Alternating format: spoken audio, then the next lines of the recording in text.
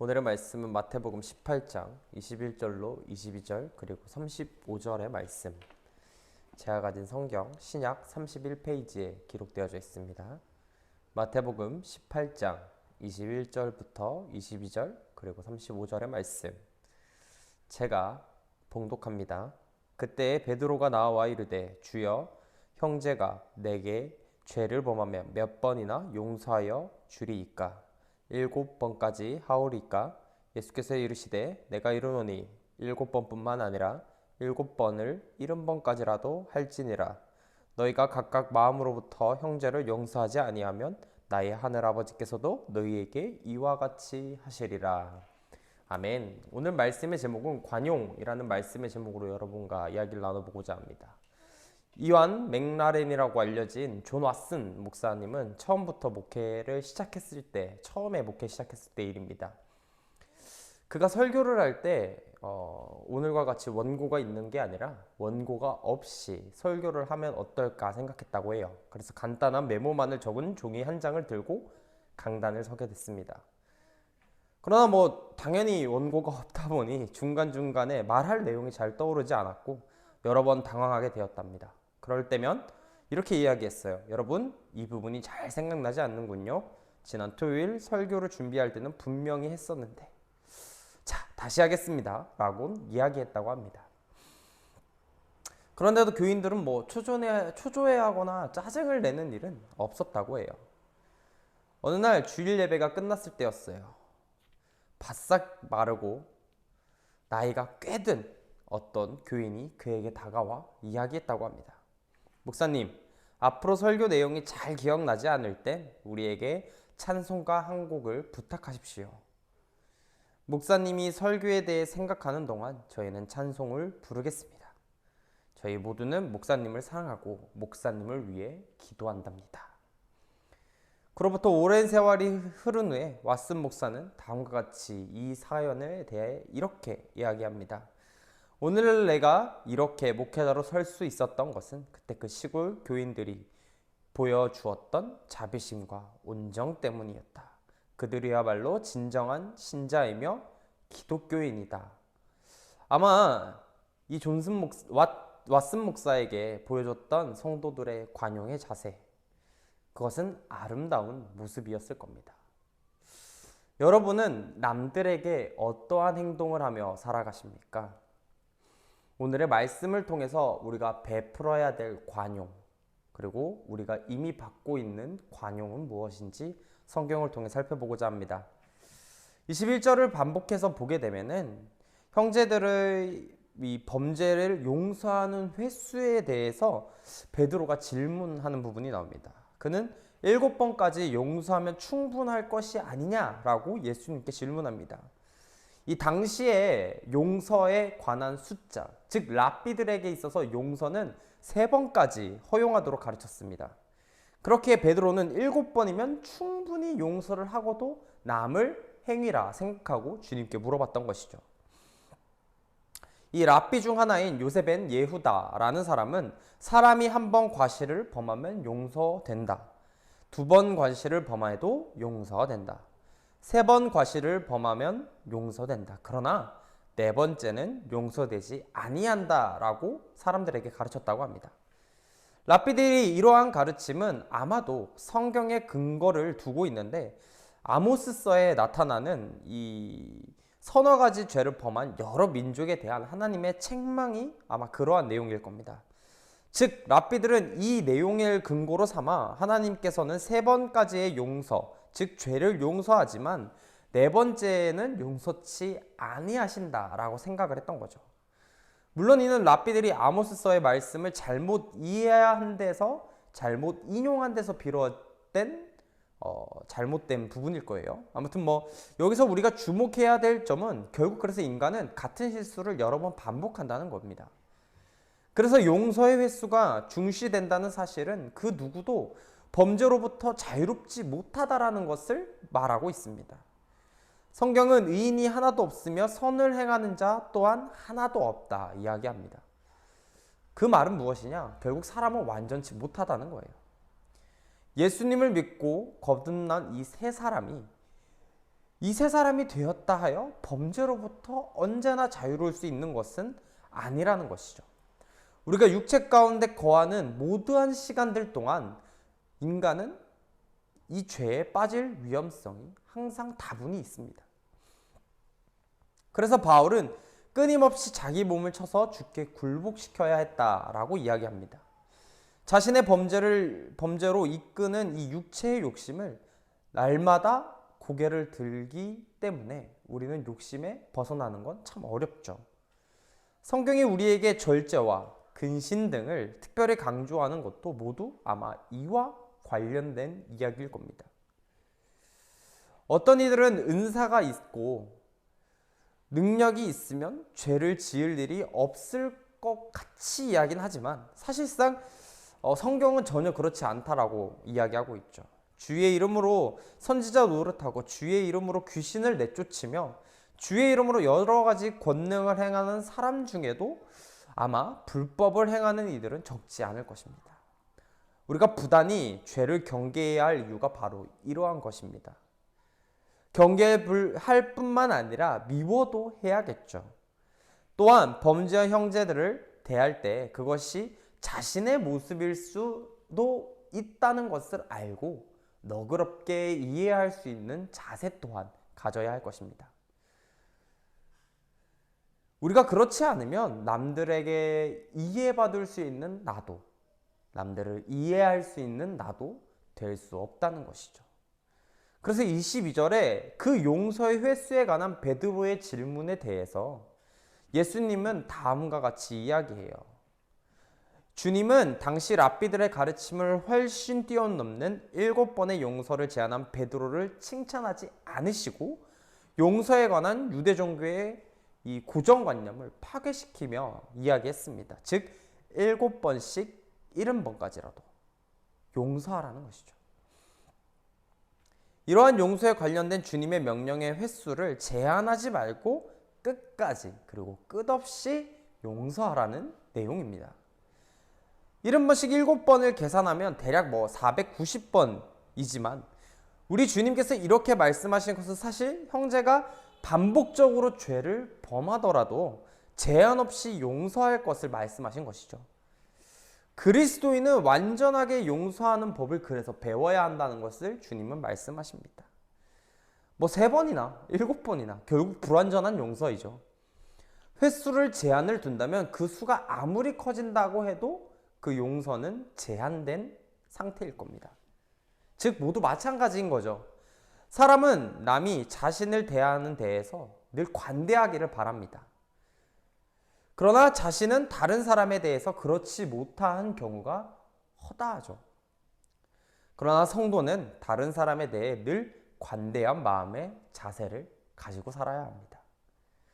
우리는 다른 형제 중에 누가 자기에 대해 아주 잘못을 범하였을지라도 마치 처음 그런 실수를 한 것처럼 생각하고 용서할 수 있는 마음을 가져야 합니다. 여기서 용서한다 라는 말은 원어가 가지고 있는 기본적 의미가 바로 보내버린다, 가게 한다 라는 의미를 가지고 있습니다. 우리가 누군가를 용서한다는 것, 그것은 아마 그와 관련된 일체의 것들을 우리의 기억 저편 너머로 보내버리는 것을 의미합니다.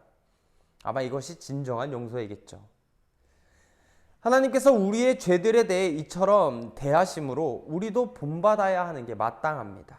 하나님은 곧 나는 나를 위하여 내 허물을 도말하는 자니 내 죄를 기억하지 아니하리라 라고 말씀하셨습니다. 용서했다고 말하면서도 그 죄를 마음속에 담고 사는 사람은 완전히 용서한 것이 아닙니다. 기억의 저편으로 던져버리고 조금 또 담아두지 말아야 진정한 용서가 되는 것이겠죠. 하나님은 우리의 허물을 빽빽한 구름이 사라짐과 같이 지워 없애셨다 말씀하십니다. 온 하늘을 덮고 있던 구름이 사라지면 곧 푸른 하늘이 나오고 우리가 그 구름을 다시 기억하지 않는 것처럼 형제들의 허물에 대해서도 우리가 이러한 동일의 태도를 보일 수 있어야겠죠. 용서했다 말하면서도 경계심을 보이며 어떤 이들에게 소외시킨다면 이것은 아마 말뿐인 용서일 것이고 참으로 용서한 것이 아닐 겁니다. 베드로가 그리스도를 모른다고 3번이나 부인하고 저주하고 맹세까지 했지만 주님께서는 그를 용서하시고 그에게 중책을 맡기셨던 것처럼 말입니다. 우리가 본받아 실천해야 할 진정한 용서의 모델이 바로 오늘의 이야기죠. 용서를 했다면 이전과 다름없이 교제를 회복하고 모든 일에서 그를 소외시키지 말아야 한다는 겁니다. 그래서 오늘의 본문의 말씀 이후에 나오는 예가 매우 중요하죠. 오늘 읽진 않았지만 24절을 보게 되면 임금에게 1만 달란트라는 거액의 부채를 진 자가 나옵니다. 1만 달란트 참 감이 안 오시죠? 1만 달란트는 그 당시 6천 데나리온에 해당되는데 1데나리온은 노동자의 하루 품삯을 의미하는 것이었습니다. 따라서 한 달란트는 노동자 6,000명에게 하루의 노동의 품삯이 되는 매우 거대한 돈이었습니다. 오늘날 우리의 일용 노동자의 하루 품값을 대충 계산하더라도 10만 원 정도가 되겠죠. 이 10만 원을 대충 환산한다고 해도 자그마치 6억이 넘는 돈입니다. 따라서 1만 달란트는 어림잡아도 6조가 조금 넘는 돈, 그 정도가 될 거예요. 참으로 어마어마한 부채가 됩니다. 당시 갈릴리 지방의 1년의 세금의 총수가 얼마였느냐? 300달란트였고 유대 전국이 로마에게 바친 1년의 세금이 8만 달란트였다고 합니다. 그러니 당시로서의 이 1만 달란트라는 돈은 기하이 아마 엄청 천문학적인 액수를 해당하는 표현이었습니다.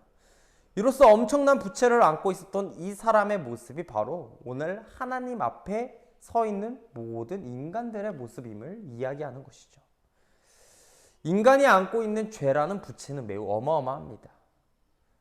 그렇기 때문에 25절을 보면 1만 달란트라는 거액의 빚을 임금에게 지고 있는 이 종에게도 도무지 변제할 능력이 없었겠죠. 마치 우리가 죄에 벗어나려 노력해도 어려운 것처럼 말입니다.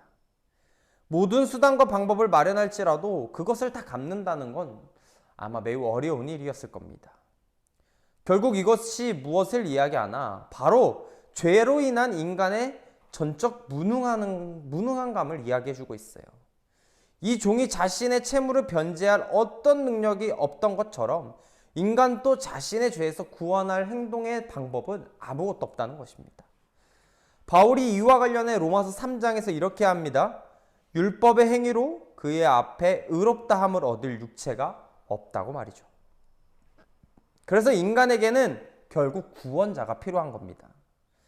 하나님께서 우리의 구원자 예수 그리스도를 이 땅에 보내신 까닭도 바로 이러한 이유죠.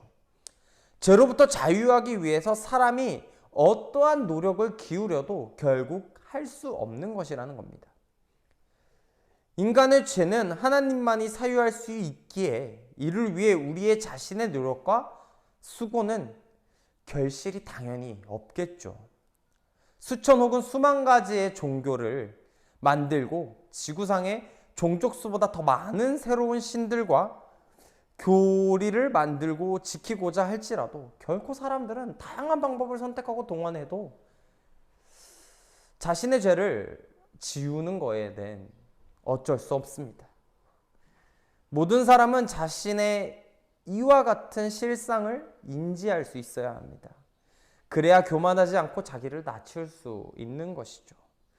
하나님께 은혜를 구하게 된다는 것입니다. 바로 현대인들의 가장 큰 문제점은 사람이 무엇이든 할 수 있겠다라고 착각하는 부분에서 시작됩니다. 노력을 해야죠. 노력하지 않는 용기, 노력하지 않는 그리스도인은 잘못된 겁니다. 허나 그 노력의 근간, 시발점이 되어야 되는 것은 하나님이 우리와 함께 하신다라는 거겠죠. 자신의 죄의 문제도 해결하지 못하는 이 유약한 존재인 인간, 이 인간이 전능하신 하나님과 비기려는 이러한 태도들은 인류의 미래를 조금은 어둡게 만드는, 아니 많은 침체기를 가져오는 결과일 것입니다. 만일 사람이 율법이나 종교 혹은 선행 등으로 자기를 구원할 수 있다면 아마 1만 달란트를 자기 스스로 갚을 수 있었다면 다른 도움, 즉 그리스도가 이 땅에 오실 이유는 없었을 겁니다. 하나님께서 그를 우리에게 대속제물로 보내신 것은 인간의 전적 무능함을 아셨기 때문이죠. 절대 이루어낼 수 없다는 것. 우리 모두는 이 사실을 인정하고 하나님 앞에서 겸손히 자기를 낮춰야 합니다. 오늘의 설교를 듣고 무능하다라는 이야기를 듣고 이것이 무언가 잘못되었다라고 인지하고 깨닫고 변화되려는 사람들에게는 분명히 1만 달란트를 탕감해주는 임금님의 마음처럼 하나님에게도 우리에게 너그러운 마음을 베풀 것입니다. 그러나 그것을 모두 잊어버리고 나아가 100데나리온 빌린 자를 감옥에 집어넣은 그 종처럼 행동하게 된다면 결국 우리는 용서받지 못하는 자로 남게 된다는 것이죠. 그래서 35절을 보면 그리스도께서 무자비한 종의 비유를 통해 알리고자 했던 결국의 핵심한 이유가 나옵니다. 우리가 중심으로 라는 단어에서 형제를 용서해야 한다는 것인데 이 말로만 용서하고 마음은 그렇지 못한 이들을 조금은 염두에 두고 하신 말씀이겠죠. 바로 그 단어가 중심입니다. 말로 용서하기는 어려운 일이 아닙니다. 내가 널 용서할게. 말의 용서는 누구나 쉽게 할 수 있는 것입니다. 하지만 마음으로 우리가 용서하는 건 쉽지 않겠죠. 많은 사람이 용서를 말하면서도 관계에 여전히 문제가 드러나는 것은 아마도 마음으로 용서하지 못하기 때문일 겁니다. 즉 입으로 용서는 했지만 마음은 여전히 닫힌 상태이므로 이전의 관계로 돌아가지 못하는 것을 이야기하는 겁니다. 마음을 열어야만 용서의 행위가 구체적으로 증명될 수 있습니다. 우리를 향하신 하나님의 용서는 행위를 통해 입증된 것입니다. 그 첫 단계는 독생자인 예수 그리스도를 우리 죄를 위해 화목제물로 주신 일입니다. 요한일서 4장 10절의 말씀을 보게 되면 오직 하나님이 우리를 사랑하사 우리 죄를 위하여 화목제로 그 아들을 보내셨습니다 라고 이야기하고 있습니다. 이 그리스도의 오심은 하나님께서 우리를 중심으로 용서하신다는 것, 즉 마음으로 용서하시고 확고한 증거를 우리에게 주셨음을 이야기하는 겁니다. 증거가 너무 확실하니 우리가 용서받았음을 부정할 이유가 없어진 것이죠. 두 번째 단계는 교제의 회복입니다. 주님께서 요한복음 16장의 말씀을 통해 너희가 무엇이든지 아버지께 구하는 것을 내 이름으로 주시리라라고 이야기하는 것. 이것이 무엇을 의미하느냐? 바로 그리스도 안에서의 하나님과 성도의 교제의 회복을 말하는 것이 바로 이 본문의 말씀입니다. 우리가 하나님께 기도하고 하나님이 그 기도에 응답하신다는 것은 곧 교제의 회복입니다. 우리는 마음을 열지 않는 어떠한 사람과도 친밀한 교제를 나눌 수 없습니다. 따라서 하나님께서 그리스도 안에 있는 사람들과 친밀한 교제를 나누신다는 말씀은 그분의 용서에 대한 확증을 받았다는 것이죠. 우리가 형제를 진정으로 용서했다면 적어도 이 두 가지의 증거가 나타나야 합니다. 먼저 그를 위해서 무슨 일이든 해야 하고 더 나아가 그와의 교제 속으로 그와 함께하는 삶을 살아야 한다는 것입니다. 이 교제는 무언가 의례적인 주일날 왔다 갔다 하면서 인사하는 만남이 아니라 초대교회가 이루고자 했던 즉 코이노니아를 말하는 겁니다. 교제 이외에도 연합 혹은 일치 그리고 함께함의 의미인 동거까지의 의미를 다 함축시킨 코이노니아를 이루어야 한다는 것이죠. 그렇습니다. 우리가 용서한 사람들과 함께함으로써 우리의 용서가 진실함이 드러날 수밖에 없다는 것입니다. 어떤 이들은 용서했음을 고백하면서도 교회 안에서 만나면 의례적인 인사만을 나눌 뿐 한자리에 앉으려 하지도 않고 눈을 마주치는 것 또한 기피합니다. 우리의 중심이 용서하지 않았기 때문이겠죠. 주님께서의 용서는 그래서 우리가 관용의 자세를 취해야 한다는 것이죠. 여러분, 관용이 그럼 뭘까요? 남의 잘못 따위를 너그럽게 받아들이거나 용서함이 그 뜻의 어원입니다. 또한 그러한 용서들을 표현하는 것이겠죠. 오늘의 말씀은 우리가 쉽게 접할 수 있는 돈의 문제에 관한 이야기로 주님이 쉽게 이야기해 주시고 있습니다. 즉 남을 용서하는 일이 말처럼 쉬운 것이 아니다. 돈을 빌린 자에게 돈을 잘 갚고 그것을 갚지 못하였으면 인정하고 괜찮다, 안 갚아도 돼 라고 이야기하는 게 어려운 것처럼 다른 사람을 너그러이 용서하는 것, 그것은 쉽지 않다는 것입니다. 자신에 대해서 남들이 관대하기를 바라면서도 남들에 대해서는 자신은 그렇지 못한 경우가 아까도 이야기했지만 허다한다는 것이죠. 하나님은 은혜를 받았다는 우리가 이렇게 산다는 것은 분명 문제가 큰 겁니다. 용서받은 자들이 사는 모습이 이래서는 안 되겠죠. 우리는 그래서 용서받기를 항상 원합니다. 주님, 우리의 잘못을 흰 백과 같이 치유시키시고 아름답게 우리가 살 수 있는 길을 보여달라 매번 기도하고 그렇게 받기를 바라는 관용, 용서의 마음을 항상 바라고 있지만 설령 밖에 나아가 세상을 살아갈 때 남들을 용서하긴커녕 그 문제를 질타하고 너가 잘못되었다 비판하기에 더 급급한 사람들의 모습, 아마 그러한 모습들이 큰 문제일 거예요. 우리는 주께서 먼저 우리에게 긍휼을 보이신 까닭이 무엇인지 이해해야 합니다. 우리는 도저히 용서받을 수 없어요. 도저히 용서받을 수 없는 죄인임에도 불구하고 주님은 우리의 모든 것들을 용서하셨습니다. 모든 사람이 이 은혜에 참여할 수 있음을, 복음의 구원의 진리에 동참할 수 있음을 주님은 말씀하셨어요. 또한 우리가 형제의 허물을 조건 없이 용서해야 될 이유 또한 오늘의 본문에 대해서 이야기하고 계십니다. 그러므로 우리가 참으로 하나님의 은혜를 안다면 용서하는 일을 힘쓰고 모든 사람에게 관용을 보여야겠죠.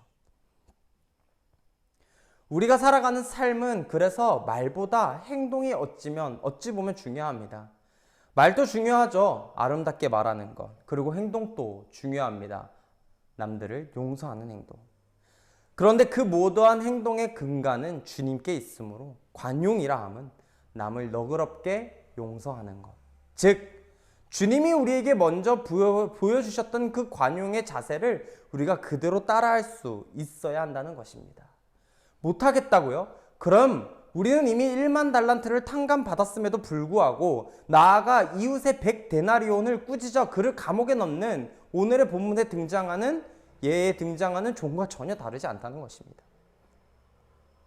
이미 너무나 큰 사랑으로 우리의 모든 죄가 구원을 받았음에도 불구하고 남들의 조그마한 티끌에 더 신경을 쓰며 그것이 잘못되었다고 비난하는 것은 틀렸다는 것이죠. 그렇게 우리의 생활이 조금 더 변화되어야 합니다. 우리의 삶이 바뀌어야 한다는 것이죠. 여러분은 관용을 베풀 준비가 되어져 있으십니까? 남들을 이해하고 용서하며 너그러이 받아들일 준비가 되셨습니까? 한 주간 살아가시면서 오늘의 말씀을 묵상하시고 우리가 살아가는 이 삶이 온전히 그리스도인의 삶의 모습, 즉 관용의 자세가 넘쳐나서 하나님의 인자한 모습이 여러분에게도 비춰져 세상으로부터 참 따뜻한 사람이라 사랑받고 살아가시는 여러분이 되시기를 간절히 바라며 서원하겠습니다. 다 같이 기도합니다. 사랑이 많으신 하나님, 우리는 항상 주님의 이름으로, 주님의 마음으로 살아간다 말하고 있습니다. 하지만 실상 교회를 벗어나 세상을 살아갈 때 우리의 모습은 남들을 이해하고 용서하고 베풀기보다는 그들을 꾸짖고 죄를 찾으며 비난하기에 급급했습니다. 그러나 그러한 모든 모습을 던져버리고 오로지 주님이 보여주신 관용의 자세를 따라 우리가 세상으로부터 관용을 베풀며 살아갈 수 있도록 우리와 언제나 항상 함께하여 주시옵소서. 이제는 우리를 죄악 가운데서 구원하신 예수 그리스도의 크신 은혜와 하나님 아버지의 극진하신 사랑과 성령님의 감화감동 역사 교통 충만하시비 오늘 예배를 드리고자 모인 우리 성도들 머리 위에 이제로부터 영원토록 함께하기를 축원하옵나이다.